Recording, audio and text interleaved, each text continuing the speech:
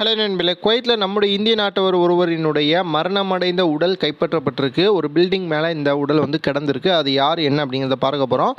அடுத்து தன்னுடைய தந்தையவே போதையில் சுட்டு கொன்ற ஒரு நபருக்கு குவைத்தில் மரண தண்டனை விதிக்கப்பட்டிருக்கு. அது சம்மந்தமாகவும் பார்க்க போகிறோம். நிறைய முக்கியமான தகவல்கள் வெளியாயிருக்கு. வீடியோ முழுவதுமாக பாருங்கள். முதல் செய்தி, குவைத்தில் நம்முடைய இந்திய நாட்டை சார்ந்த ஒரு நபரினுடைய உடல் இறந்த நிலையில் ஒரு பில்டிங் மேலே கண்டெடுக்கப்பட்டிருக்கு. முத்லா அப்படிங்கிற ப்ராஜெக்ட் நடக்கக்கூடிய இடத்துல தான் இந்த சம்பவம் நடந்திருக்கு. இறந்து போன இந்தியரினுடைய வயது 44 இருக்கும் அப்படின்னு சொல்லியிருக்காங்க. இந்தியனுடைய மரணம் ஒரு பில்டிங்கினுடைய டாப்பில் உச்சியில் நடந்திருக்கிறதால ஒருவேளை இவர் ஹீட் ஸ்ட்ரோக்கு இந்த மாதிரியான காரணங்களால் கூட இறந்திருக்கலாம் அப்படின்ட்டு சந்தேகிக்கப்படுது. தற்பொழுது வழக்கு விசாரணைக்காக அந்த உடல் தடவியல் துறைக்கு அனுப்பப்பட்டிருக்கு. என்ன காரணத்தினால அவர் இறந்திருக்காங்க அப்படிங்கிற டீட்டெயில் விரைவிலேயே வெளியாகும். குவைத்தை பொறுத்த வரைக்கும் தற்பொழுது அதிக அளவில் வெயில் நிலவுது. இந்த வாரத்தினுடைய கடைசியில் 50 டிகிரியை தாண்டி வெயில் அடிக்கும் அப்படின்னு சொல்லியிருக்காங்க. ஸோ பகல் நேரத்தில் வேலை பார்க்கக்கூடிய நண்பர்கள் முடிந்த வரைக்கும் இந்த வெயிலில் வேலை பார்க்காம உங்களை தற்காத்துக்கோங்க.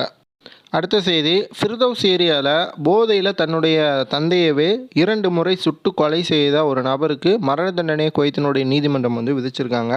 அதாவது இந்த நபர் அவருடைய நண்பர் கொடுத்த போதை மருந்து அதிக அளவு உட்கொண்டு வீட்டிற்கு வந்திருக்காரு.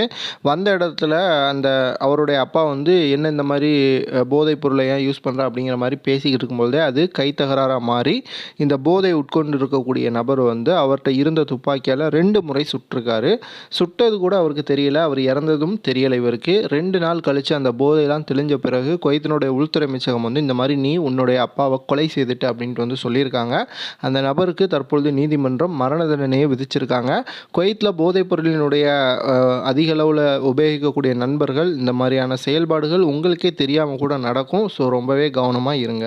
அடுத்த செய்தி, குவைத்தில் விசா இல்லாமல் இருக்கக்கூடிய நபர்களை பிடிக்கும் பணி மிகப்பெரிய அளவில் குவைத்தில் நடந்துக்கிட்டு இருக்குது. இதனால் பல இடங்களில் பற்றாக்குறை நிலவுவதாக குவைத்தினுடைய அந்த சிஎஸ்சி தெரிவிச்சிருக்காங்க. காரணம் என்ன அப்படின்னு பார்த்தீங்கன்னா, ஒரு இடத்துல ஒரு நபர் வேலை செஞ்சுக்கிட்டு இருப்பார். அவர் விசா இல்லாமல் அந்த வேலையை செஞ்சுக்கிட்டு இருப்பார். தற்பொழுது பயத்தின் காரணமாக அவர் ரூமை விட்டு வெளியே வராமல் அந்த வேலைக்கும் வராமல் இருப்பார்.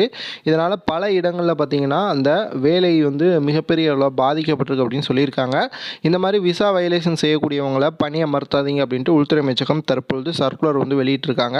குவைத்தை பொறுத்த வரைக்கும் விசா இல்லாமல் இருக்கிறவங்க இனிமேல் குவைத்தில் இருக்கவே முடியாது. ஏன்னா ரொம்பவே ஸ்ட்ரிக்டாக ஃபாலோ பண்ணுறாங்க. எல்லா கம்பெனிகள்லையும் இந்த மாதிரி விசா இல்லாமல் இருக்கிறவங்களுக்கு பணி கொடுத்தா அந்த கம்பெனியை இழுத்து மூடக்கூடிய சூழலை நிலவுவதால் கட்டாயம் விசா இல்லாமல் இருக்கிறவங்க விரைவிலேயே நாடு திரும்புவதற்கான வழிகளை ஏற்படுத்திக்கோங்க. ஓகே நண்பர்களே, இந்த வீடியோ உங்களுக்கு பயனுள்ள தகவலாக இருக்கும் நம்புகிறேன். வீடியோ பார்க்குறவங்க சேனலில் சப்ஸ்கிரைப் பண்ணிவிட்டு பாருங்கள். அப்போ தான் நான் போடக்கூடிய அடுத்தடுத்த வீடியோக்கள் உங்களுக்கு கிடைக்கும். இந்த வீடியோவை உங்களுடைய நண்பர்களுக்கு ஷேர் பண்ணிவிடுங்க. வீடியோ குறித்த உங்களுடைய கருத்துக்களை கீழே கட்டாயம் பதிவு பண்ணுங்கள். மறக்காமல் லைக் பண்ணிக்கோங்க.